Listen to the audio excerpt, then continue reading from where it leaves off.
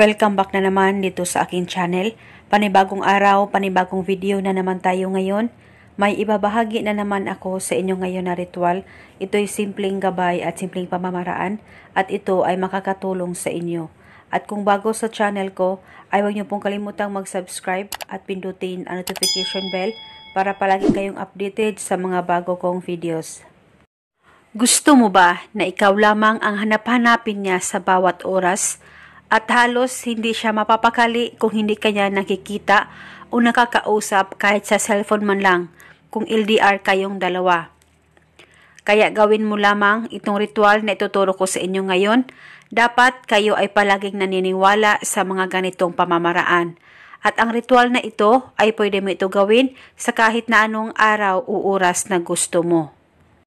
Ang gagawin mo lamang, kumuha ka ng papel at panulat kahit anong kulay at isulat mo ng 3 beses ang pangalan at apelido ng target o ng taong gusto mong gawan ng ritual.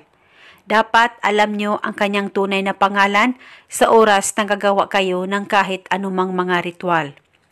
At pagkatapos nito, ay kumuha ka lamang ng kahit na anong pabango mo, any perfume na pwedeng gamitin, at pagkatapos ay ilagay mo lamang sa kamay mo ang pabango mo at saka mo na ito ipahid sa papel na may pangalan at apelido niya. Dapat mapahiran po ang pangalan at apelido niya ng pabango mo.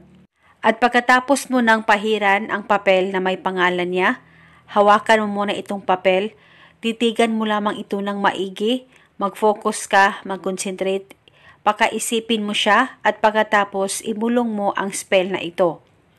Ako lamang ang hanap-hanapin mo sa bawat oras. Ibulong mo lamang ito ng 3 beses at pwede mo pa dagdagan ang hiling kung gusto mo, wala pong problema.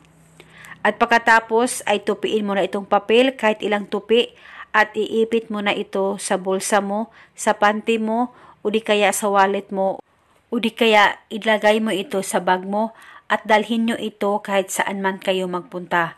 At paniguradong ikaw lamang ang hanap-hanapin niya sa lahat ng oras, malayo o malapit man kayo sa isa't isa. At syempre, pwede ito ilagay sa unan mo sa tuwing ikaw ay matutulog. Ilagay mo lamang ito sa unan mo at uunanan mo lamang ito. At ito muna sa ngayon. Maraming salamat po sa panunood. May God bless.